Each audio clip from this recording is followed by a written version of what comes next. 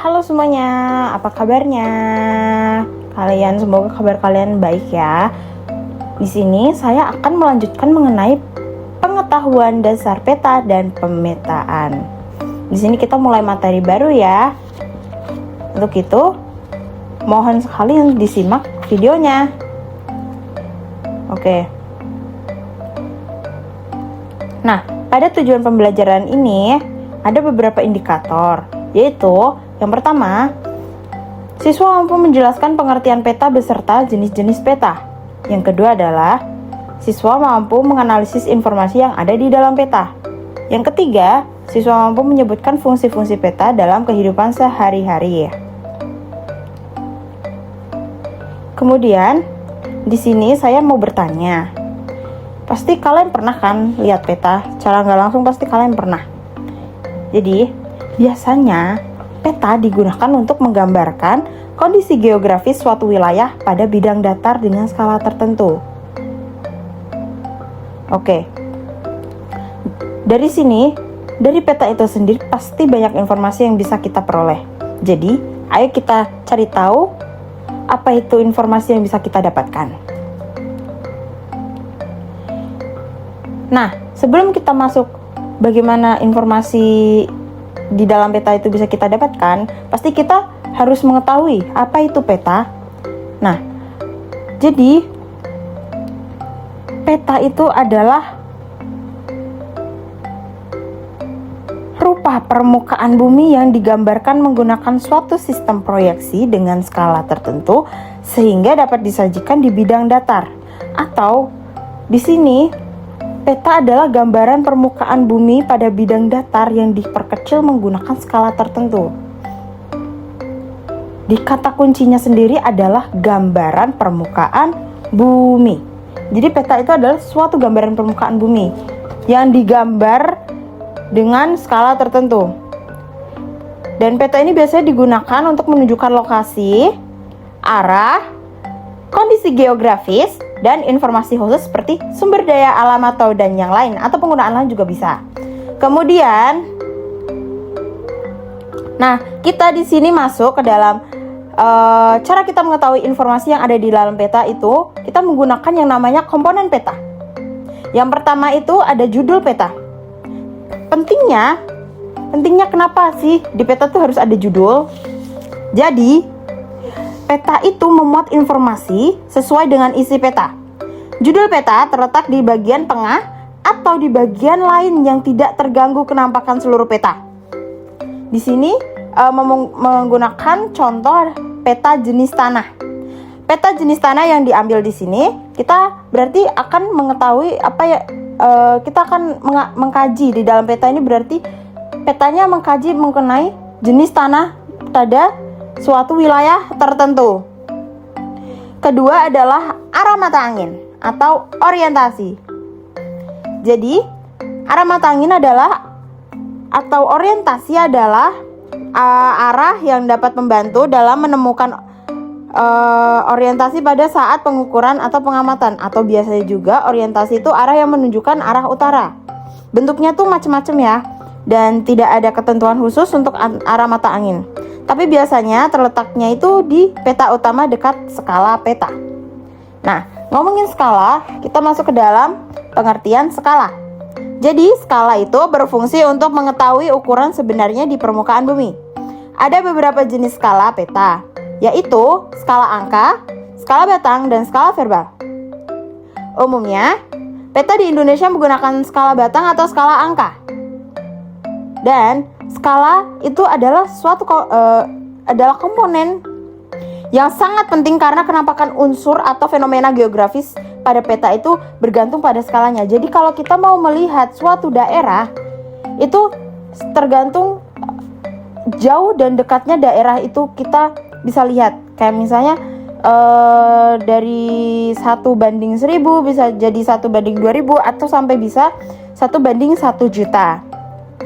Yang keempat adalah simbol. Simbol ini juga merupakan salah satu elemen penting agar kita dapat mengetahui informasi yang ada di dalam peta. Jadi, simbol peta itu berfungsi untuk memvisualisasikan kenampakan unsur atau objek geografis. Simbol yang akan digunakan oleh pembuat peta haruslah jelas dan mudah dibaca. Kemudian ada legenda.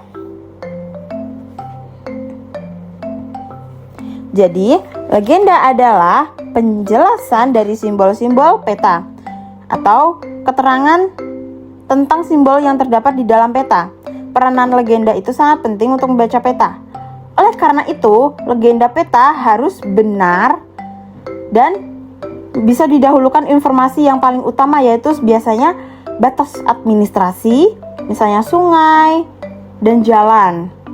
Terus ukuran huruf legenda itu harus seimbang, tidak boleh terlalu kecil atau tidak boleh terlalu besar. Kemudian ada yang namanya garis tepi. Jadi, apa itu garis tepi?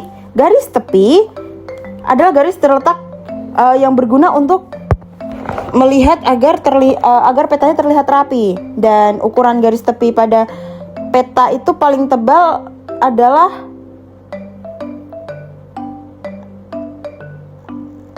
2 mm. Oke, kemudian ada yang namanya inset peta.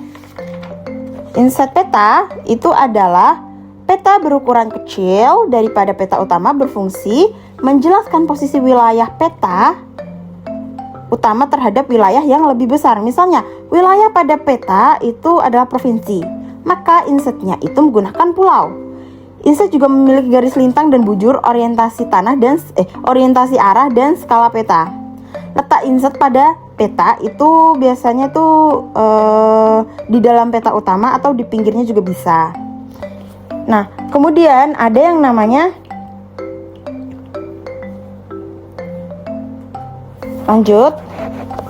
ada yang namanya lettering.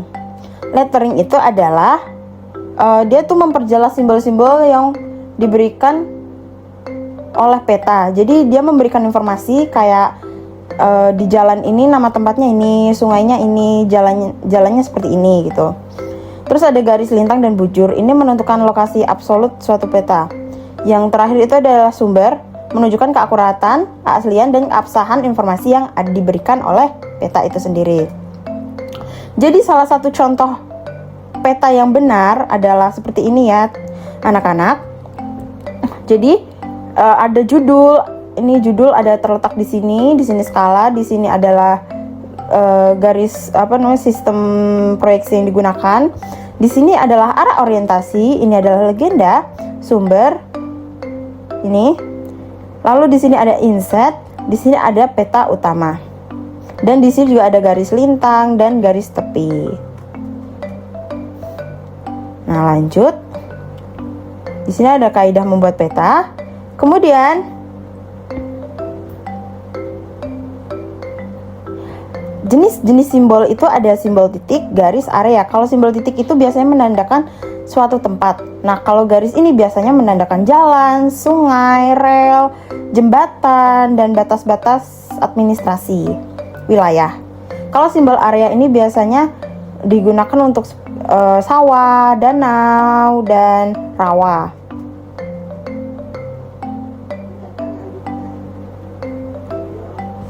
Oke, jadi penempatannya kalau di peta seperti ini kurang lebih. Di sini ada warnanya, ada simbol-simbolnya seperti ini, legenda, ada peta inset, ada skala, ada mata angin, ada judulnya juga. Nah, baik, untuk video kali ini saya jelaskan sampai di sini. Kurang lebih, jika penjelasan saya kurang, mohon kalian mencari tahu yang lain sumbernya, karena banyak sumber pasti banyak manfaat gitu. Terima kasih telah menyimak video ini. Kurang lebihnya mohon maaf, saya haturkan. Wassalamualaikum warahmatullahi wabarakatuh. Semoga bermanfaat.